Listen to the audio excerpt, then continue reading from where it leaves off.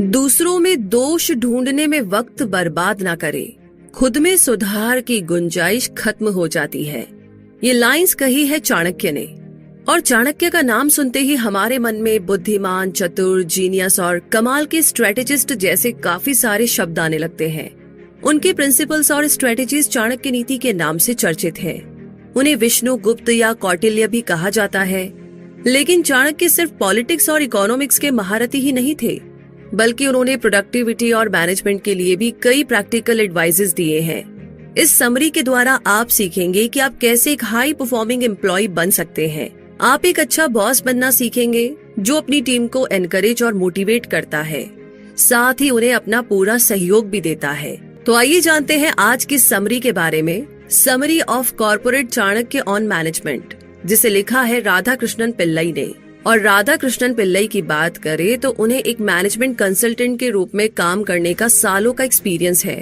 उन्होंने प्राचीन समय के सबसे बुद्धिमान गुरु और जीनियस के अनमोल ज्ञान को आज के मॉडर्न जमाने के हिसाब से इंटरप्रेट किया है। उन्होंने इसे बदलते हुए समय के साथ आज के युग में कैसे अप्लाई करना है वो समझाया है। वो बखूबी जानते हैं कि ये बहुत ही असरदार है और 100% काम करता है, क्योंकि उन्होंने इसे खुद आजमाया है।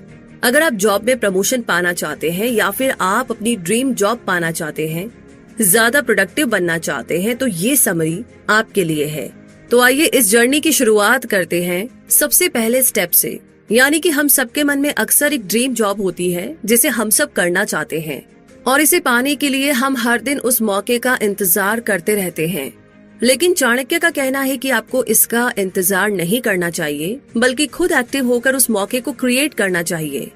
आपको किस्मत के भरोसे नहीं बैठना चाहिए, क्योंकि अगर आप इसके बारे में सिर्फ इमेजिन करते रहेंगे तो अपना ड्रीम जॉब कभी भी हासिल नहीं कर पाएंगे। हाथ पर हाथ रखकर बैठने से कुछ नहीं होगा। इसीलिए अपने आप को उस जॉब के लिए तैयार कीजिए, प्रॉपर ट्रेनिंग लीजिए, जो स्किल्स उसके लिए चाहिए उसे सीखिए, सही लोगों की गाइडेंस और मदद लीजिए, और सबसे जरूरी बात, खुद पर विश्वास रखिए। अगर एक बार फेल हुए तो आपको निराश नहीं होना है, हार नहीं माननी है। बिना रुके बस लगातार कोशिश करते रहे। साबित करें कि आप में उसे पाने का कितना जुनून है और आप उसे पाने के लिए कितने लायक हैं। वैसे कहावत है कि अगर मौके आपके दरवाजे पर दस्तक ना दे तो आपको मौकों के दरवाजे पर दस्तक देनी होगी।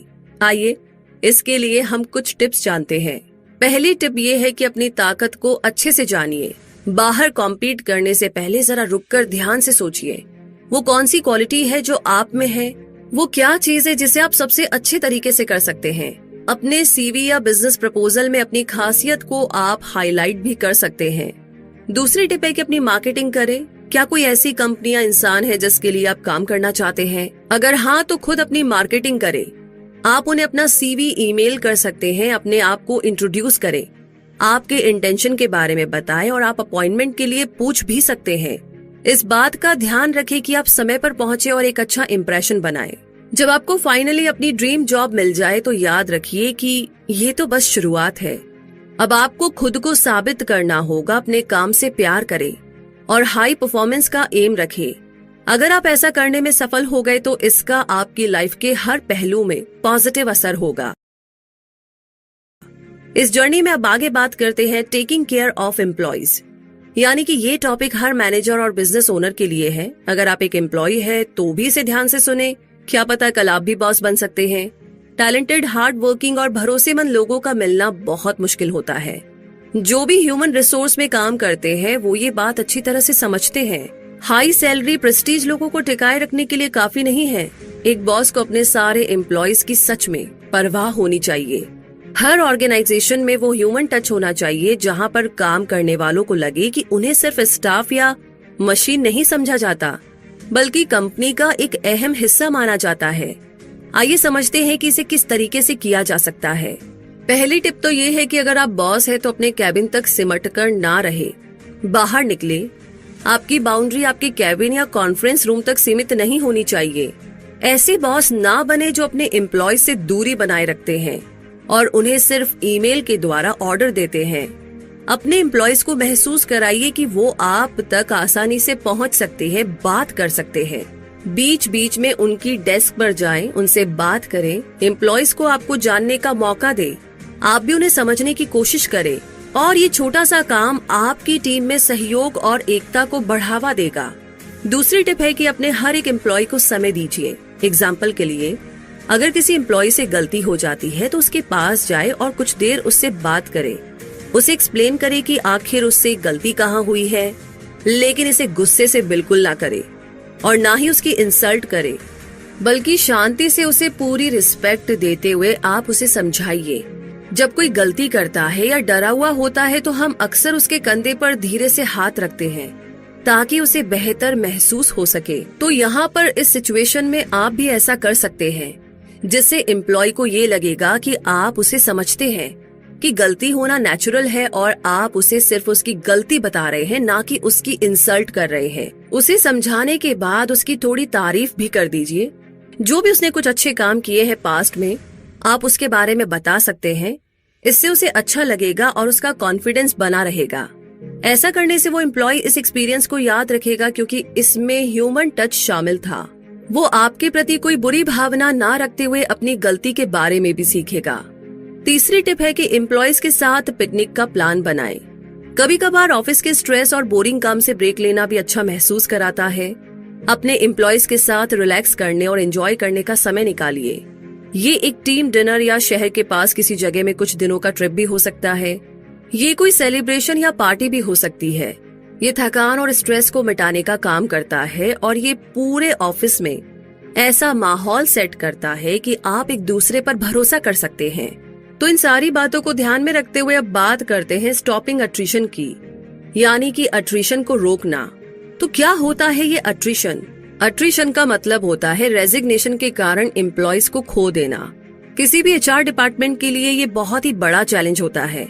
एम्प्लॉयज को कंपनी में टिकाए रखना कोई आसान काम नहीं। उनकी लॉयल्टी को बढ़ावा देने के लिए प्रमोशन या सैलरी का बढ़ा देना अक्सर काफी नहीं होता। रेजिग्नेशन की रेट कम रखने के लिए एचआर को कई स्ट्रेटेजी और प्लानिंग करनी पड़ती है। चाणक्य के अनुसार 2 तरह के एम्प्लॉयज होते हैं, एक तो वो जो संतुष्ट है और दूसरे वो जो खुश नहीं है। उन्होंने इन दोनों को कैसे संभालना है उसकी सलाह भी दी है। मैनेजर्स को उन एम्प्लॉयज को अनदेखा करने की गलती नहीं करनी चाहिए जो खुश और संतुष्ट लगते हो। अक्सर ऐसे एम्प्लॉयज होते हैं जो प्रमोशन या सैलरी बढ़ाने की खुद मांग नहीं करते। हाँ, वो इसे खुद एक्सप्रेस नहीं करते, लेकिन इसका मतलब ये नहीं है कि वो सच में सेटिस्फाइड है। हर एम्प्लॉय काम के बदले में कुछ पाने की इच्छा से काम करता है। अगर किसी दूसरी कंपनी ने इन्हें एक बेहतर ऑफर दे दिया तो यकीनन आप उन्हें खो देंगे। इसीलिए आपको एक सेटिस्फाइड एम्प्लॉय को ज्यादा पहचान, फायदा, सैलरी देना चाहिए, भले ही वो खुद इसके लिए ना कहे।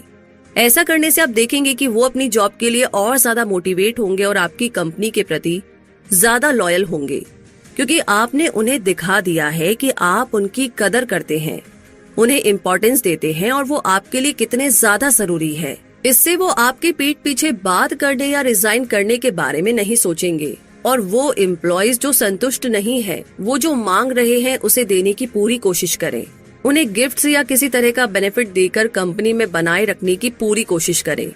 अट्रिशन से बचने के लिए आइए कुछ इम्पोर्टेंट टिप्स के बारे में बात करते हैं। पहला है कि ह्यूमन रिसोर्स यानी जो लोग आपके लिए काम करते हैं उन्हें सबसे ज्यादा इम्पोर्टेंस दे। ज्यादातर कंपनीज मार्केटिंग, फाइनेंस, सेल्स इस पर अपना ध्यान फोकस करती है। वो ह्यूमन रिसोर्स डिपार्टमेंट यानी कि एचआरडी की अहमियत नहीं समझते हैं। लेकिन आप ये गलती बिल्कुल ना दोहराए। एचआरडी का काम सिर्फ लोगों को हायर करना, उन्हें ट्रेन करना और रिकॉर्ड बनाए रखना ही नहीं होता। अपने लोगों का ध्यान रखना, उनकी जरूरतों को समझना एक कंपनी के लिए सबसे बेस्ट इन्वेस्टमेंट होता है। अगर आपके लोग अच्छे परफॉर्मर हुए तो आपकी कंपनी दूसरों के मुकाबले ज्यादा तरक्की करेगी। दूसरी बात है कि कंपनी के ओनर को एक खड़ूस बॉस की जगह एक मेंटर या गुरु की तरह होना चाहिए। एक सीईओ को सिर्फ गलती निकालने वाला नहीं, बल्कि एक दोस्त, एक टीचर और एक गाइड होना चाहिए। बिजनेस चलाना उसकी एकमात्र जिम्मेदारी नहीं है, उसे अपने एम्प्लॉयज के लिए एक इंस्पिरेशन बनना चाहिए। अगर एक सीईओ अच्छा एग्जाम्पल सेट करता है तो वो अपने एम्प्लॉयज को अपनी तरह जिम्मेदार और हार्डवर्किंग बनने के लिए एनकरेज करता है। आगे तीसरी बात है जो आपको ध्यान रखनी है कि आपकी ऑर्गेनाइजेशन का अपना एक यूनिक कल्चर होना चाहिए। इससे एम्प्लॉयज को अपनेपन का एहसास होता है। ऐसा करने से उन्हें लगेगा कि वो सभी के साथ एक कॉमन गोल शेयर करते हैं और ये उन्हें आपकी कंपनी के प्रति लॉयल और उसका हिस्सा होने के लिए प्राउड महसूस कराएगा। तो अट्रिशन को समझने के बाद में अब बात करते हैं चेंजिंग जॉब्स के बारे में। कभी कभी हमारे करियर में ऐसा मोड़ आता है जब हम एक ही काम करते करते बोर होने लगते हैं। आपको लगने लगता है कि आप एक रूटीन में फंस गए हैं जहां पर हर दिन एक ही काम करना पड़ता है। तो ऐसे में आपको नए और ज्यादा चैलेंजिंग जिम्मेदारियों की जरूरत होती है। अगर आपके साथ भी ऐसा कुछ हो रहा है तो निराश ना हो। अगर आपको लगता है कि आप में काबिलियत है और आपके पास अच्छा खासा एक्सपीरियंस है तो हिम्मत करके अपने बॉस से बात करें। उन्हें अपनी पोजीशन समझाएं, उन्हें अपनी स्किल्स के बारे में और पास्ट में आपने जो जो भी अचीव किया है उन सब के बारे में बताएं। आप उन्हें ज्यादा जिम्मेदारी सौंपने के लिए कह सकते हैं, नया प्रोजेक्ट देने के बारे में या एक नए डिपार्टमेंट में भेजने के लिए कह सकते हैं। जॉब चेंज करने का मतलब हमेशा अपनी ऑर्गेनाइजेशन को छोड़ना नहीं होता। इसका मतलब ये भी तो हो सकता है कि आपको प्रमोशन मिल रहा है। आइए इसके लिए हम कुछ टिप्स के बारे में जानते हैं। पहली टिप ये है कि ज्यादा से ज्यादा एक्सपीरियंस इकट्ठा करें। अपनी नॉलेज को सीमित मत रखिए और कई लोगों से जानिए, सीखिए। ट्रेनिंग प्रोग्राम में हिस्सा लेकर अपनी स्किल्स को अपग्रेड करें। अगर आप किसी स्किल में एक्सपर्ट है तो आप सच में एक हाई पोजीशन पाने के हकदार हैं। दूसरी टिप है कि सारे डॉक्यूमेंट्स तैयार करें। अपने बॉस से बात करने से पहले अपने सर्टिफिकेट, पोर्टफोलियो, प्रोजेक्ट रिपोर्ट सब इकट्ठा करें। ये आपके पोटेंशियल और टैलेंट के सबूत के रूप में काम करेंगे। तीसरी टिप है कि आप कंपनी में और क्या क्या वैल्यू जोड़ सकते हैं उस बारे में बताएं। थोड़ा रिसर्च करें और क्या बोलना है इसकी प्रैक्टिस करें कि अगर आपको प्रमोशन मिला तो कंपनी को आप क्या क्या फायदा करवा सकते हैं। इन सारी बातों को जानने के बाद अब आगे बात करते हैं कमांड प्रमोशन, यानी कि आपको प्रमोशन की मांग करने की या डिमांड करने की जरूरत नहीं है। आप इसे अपने एक्शन और रिजल्ट के जरिए कंपनी से कमांड कर सकते हैं। इस बात की शिकायत करने से पहले कि आपकी सैलरी काफी नहीं है या आपकी तारीफ नहीं की जाती, पहले खुद से पूछिए कि क्या आप इस प्रमोशन के लायक हैं? क्या आपने अपनी जॉब में अपना बेस्ट दिया है या आप बेस्ट दे रहे हैं? चाणक्य ने भी यही स्टैंडर्ड बनाया है। प्रमोशन इस बात पर निर्भर करना चाहिए कि कोई एम्प्लॉय कंपनी को कितना प्रॉफिट करवाता है। किसी भी एम्प्लॉय की प्रोडक्टिविटी को मापने का ये सबसे प्रैक्टिकल तरीका है। इसके बारे में इस तरह सोचें, ये कैलकुलेट करने की कोशिश करें कि आप एक दिन, हफ्ते या महीने में कितना प्रॉफिट कंपनी में ला सकते हैं। जब आप अपना कंट्रीब्यूशन कैलकुलेट कर ले तो दोबारा खुद से पूछिए, क्या आप सच में ये प्रमोशन डिजर्व करते हैं? आपके द्वारा जनरेट की गई इनकम के आधार पर आपको कौन सी पोजीशन सौंपी जानी चाहिए। एक एक्चुअल रिपोर्ट बनाइए, उसमें फिगर्स लिखिए। इसका एक ग्राफ बनाकर के अपने बॉस को एक्सप्लेन करें कि आप क्यों इस प्रमोशन के काबिल हैं। उन्हें फ्यूचर प्रोजेक्ट्स के लिए अपने यूनिक आइडियाज के बारे में बताइए। अब अगला स्टेप आता है कि एम्प्लॉयर की तरह सोचना। इमेजिन कीजिए कि आप बॉस हैं। अगर आप अपने प्रेजेंट परफॉर्मेंस की बेसिस पर प्रमोट हो जाते हैं तो क्या आप इसे एक अच्छा इन्वेस्टमेंट मानेंगे? अपने बॉस के नजरिए से चीजों को देखिए। वो आपसे क्या उम्मीद करते हैं? आपकी परफॉर्मेंस के लिए उनका क्या फीडबैक है? वो कौन सी जिम्मेदारियां हैं जो वो चाहते हैं कि आप पूरी करें? वहाँ से शुरुआत कीजिए। अपनी परफॉर्मेंस के हर पहलू में सुधार कीजिए। अपने बॉस की उम्मीदों पर खरा उतरिए या उनसे आगे निकलकर उन्हें सरप्राइज कर दें। आपकी मंथली सैलरी कितनी है? आपकी कंपनी के लिए जितनी इनकम आप जनरेट करते हैं वो आपकी सैलरी से ज्यादा होनी चाहिए।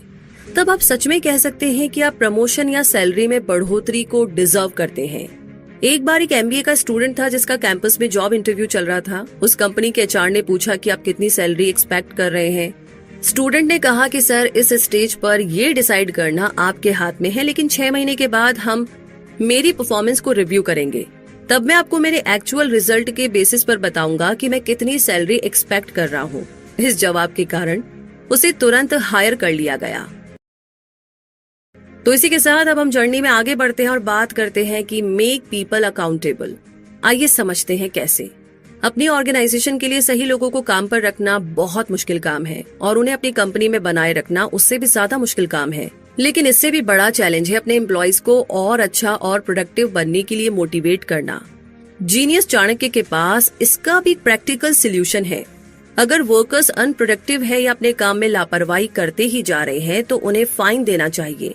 लेकिन इससे पहले कि आप इस डिफिकल्ट सिचुएशन में पहुंचे, यहाँ पर कुछ टिप्स दिए गए हैं।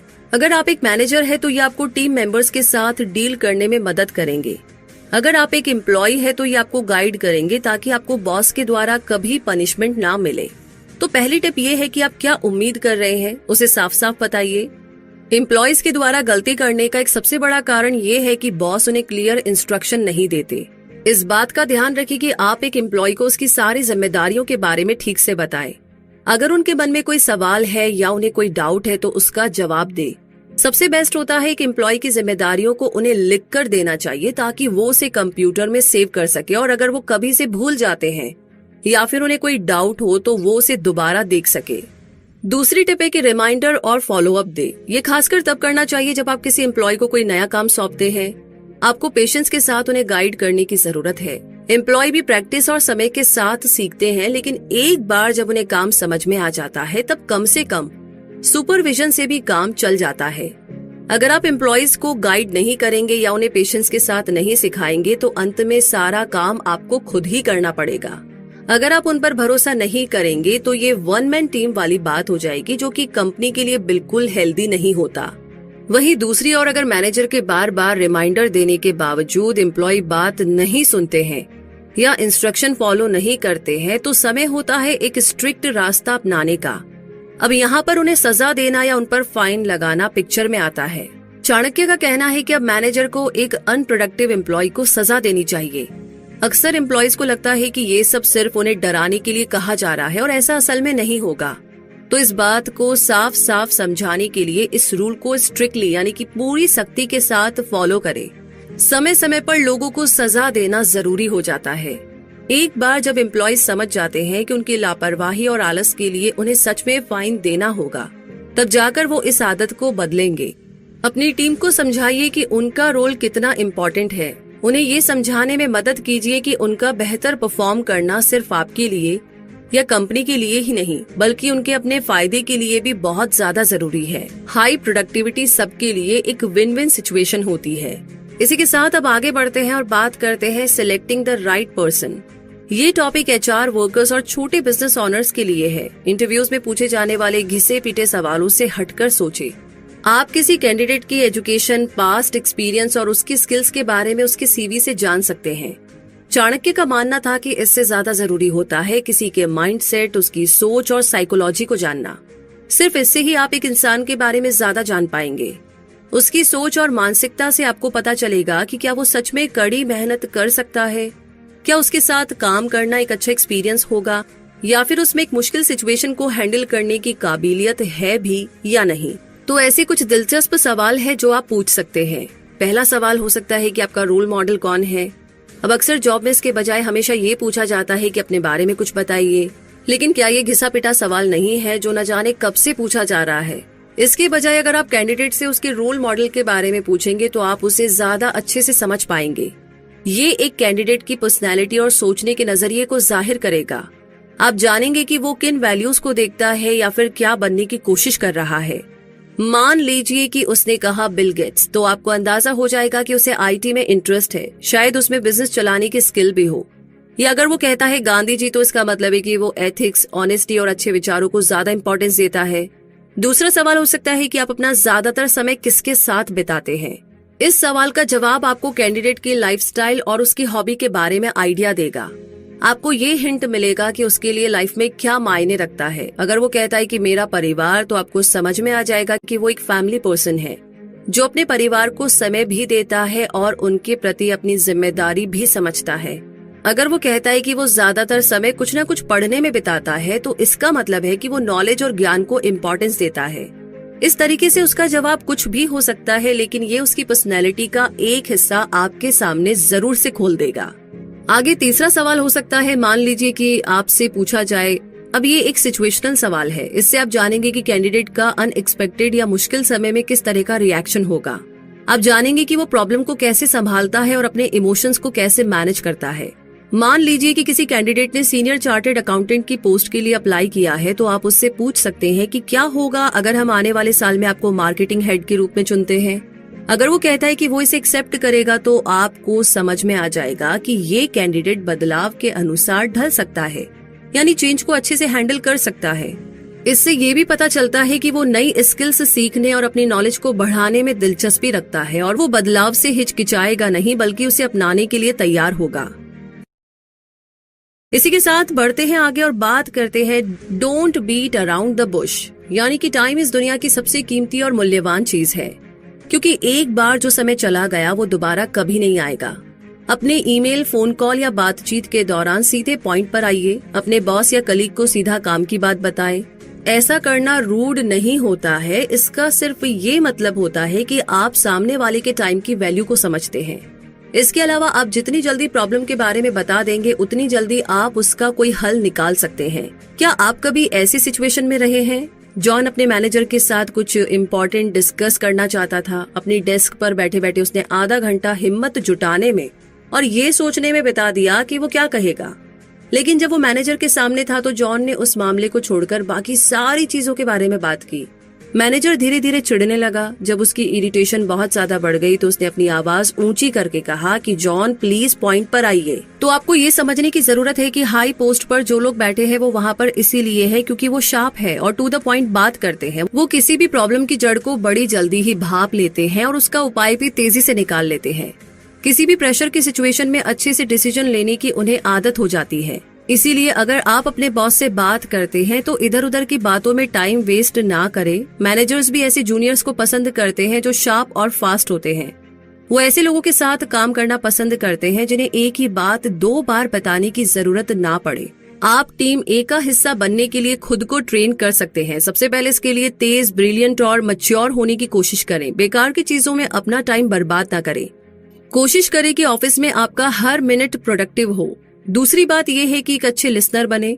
जब आपके बॉस कुछ बताते हैं तो उस पर पूरा फोकस करें, अपना ध्यान भटकने ना दे।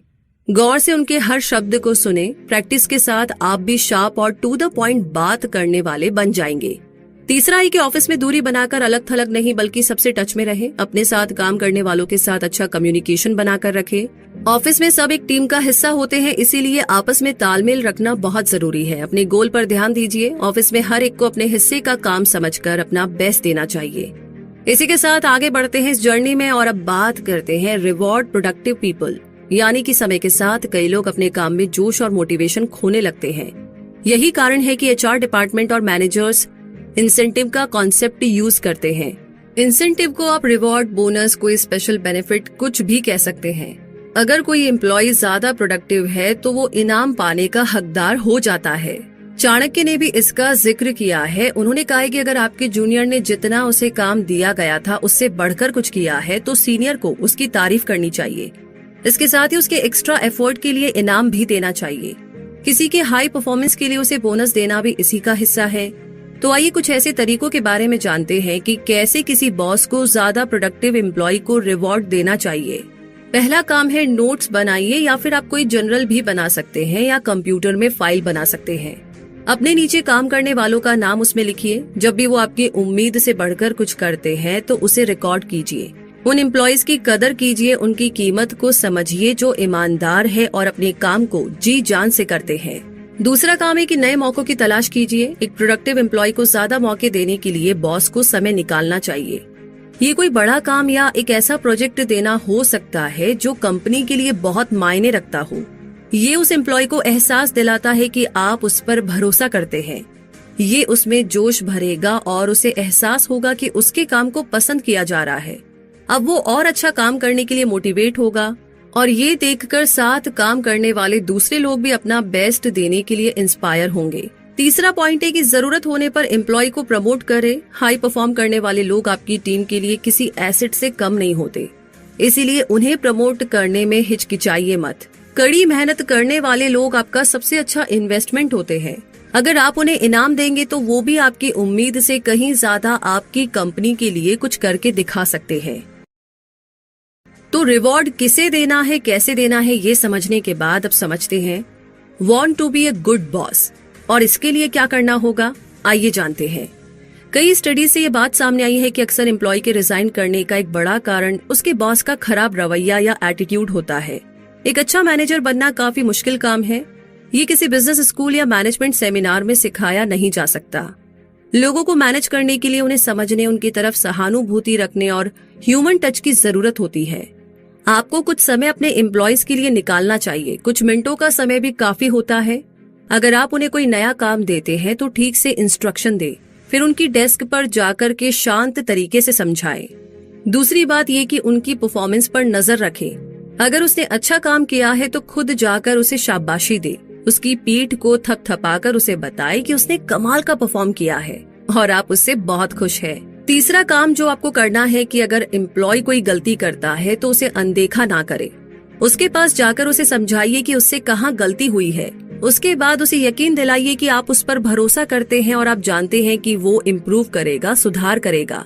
इन सब में थोड़ा टाइम लगता है और इसके लिए आपको पहल करनी होगी, लेकिन यकीन मानिए लोगों को मैनेज करने का ये एक बहुत ही जबरदस्त तरीका है।